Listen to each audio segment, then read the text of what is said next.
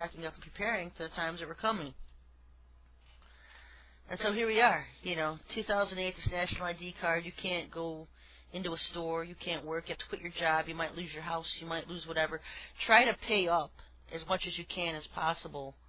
If you have direct bill pay, then what you can do is keep money in your account so that your mortgage payment or rent payment or whatever coming directly out of your bank account will be paid, so you don't have to send in a check or anything that shows personal identification. So if you don't have this mark, this national ID card, then your bills can still get paid. You need to think ahead of that, keep a roof over your head for at least 6 months, and having food and stuff you're going to need, shampoo, soap, toilet paper, things like that. Imagine just having to live 6 months without being able to go to the store, and everybody else around you is going to the store, and you're thinking, well, why don't you just give them money? Well, you're not going to have money, folks, because what they're going to do is demand that all English currency be turned in or traded to Ameros, and the only way that you can do that is if you have a national ID card to exchange your money with. Okay, and so, you know what, it's just going to come down to a crunch time. And so just, count on being pretty much on your own, away from general society.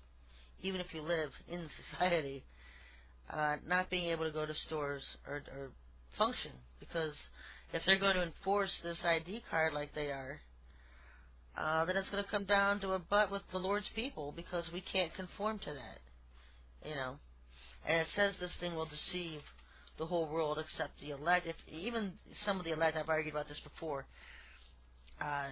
even the elect can be deceived. It's going to be so good. And so, if everybody waiting for the chip implants to come, and the chip implants being the one that fulfills this prophecy, in through the back door comes this national ID card. Folks, it doesn't matter what it is. If it's a chip implant, if it's a card, whatever it has to do where it requires a use of your right hand or your forehead, it's going to use your forehead to scan do a retinal scan. You can't do it. Because those fulfill the passage of Revelation 13.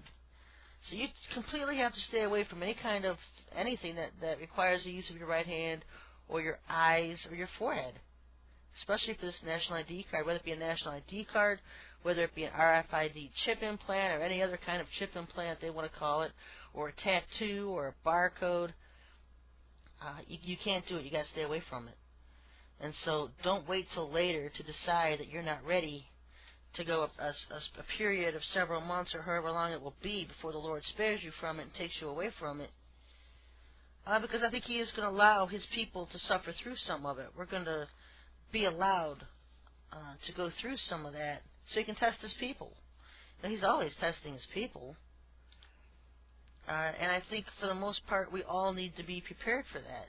Now I know that a lot of you come back and say, well, He promised the Church of Philadelphia that He would spare them from the hour of temptation that comes upon the whole world. And the hour of temptation being this whole mark of the beast thing and worship of the beast thing.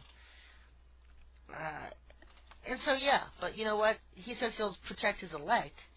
Define the elect. What if you're not the elect? I know there's at least 200 million people out there who are going to declare they're going to stomp into heaven, and that they're the elect of God, and I know they're not.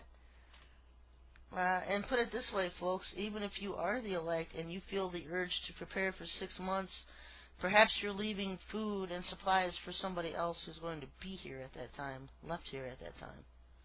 And then when you get to heaven, you will just be rewarded for doing what the Lord commanded you to do. And you have those rewards for eternity. And so there's always, you don't do anything out of a waste. Nothing's ever done for the Lord is a waste. We will be rewarded for everything we do for the Lord. I would love nothing more than to just sit here and think I'm suffering now, trying to prepare for 6 months so that it's for somebody else. I'm out of here, I'm gone. But you never know, folks. You never know. And so, you just have to follow what the Lord tells you to do.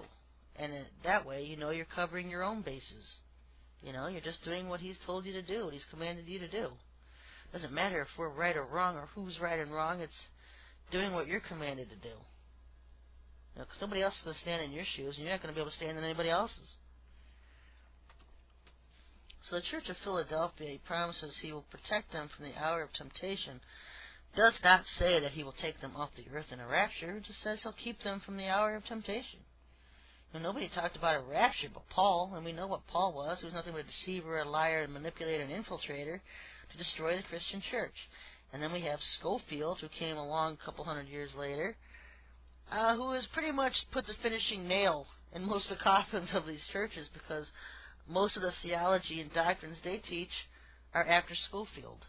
And Schofield, of course, being an Illuminati Mason.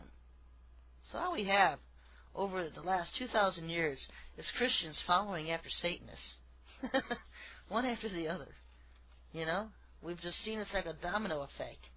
From the early church, they persecuted the early brethren, got rid of all the true believers, so that they could establish their own religion, their own Protestant religion, their RCC religion, because that split between the Catholics and Protestants didn't happen until later.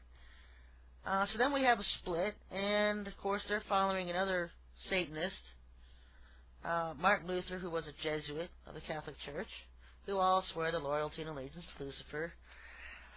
And so, then the Protestants think, oh, we broke away from the Catholic Church, and we have Luther, and we have Schofield, and we have, and they name all these Satanists they've followed. Oh, I just get so tired of it. You know what? People, how can you laugh? Well, you know what? I've just been talking about it for so long. And you just see the domino effect throughout all these hundreds of years of people following, the churches following after Satanists. And of course, they'll scream up and down that these men are holy men of God. If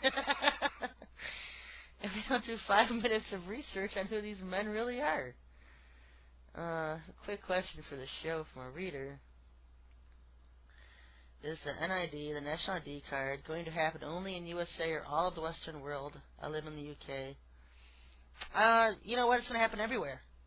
They've already been practicing it. I don't know if anybody has noticed, but when I watch, when I catch glimpses of the news in Iraq, and you see the American forces over there forcing the Iraqis to get these eye scans. Has anybody else seen that? I mean, it's on the news.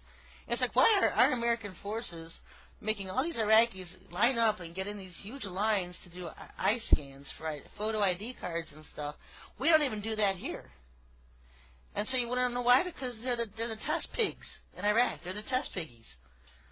They're practicing out their technology over there on these poor Iraqis, and then they're going to bring it over here to America. You better believe they're going to have it in the UK, because this is worldwide.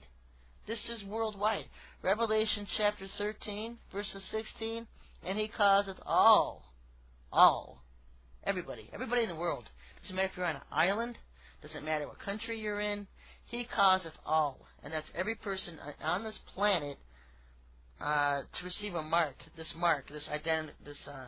either a chip, a mark, or this national ID card, whatever will fulfill this. And I just talked about how this national ID card will fulfill this forehead and right hand warning that John gave.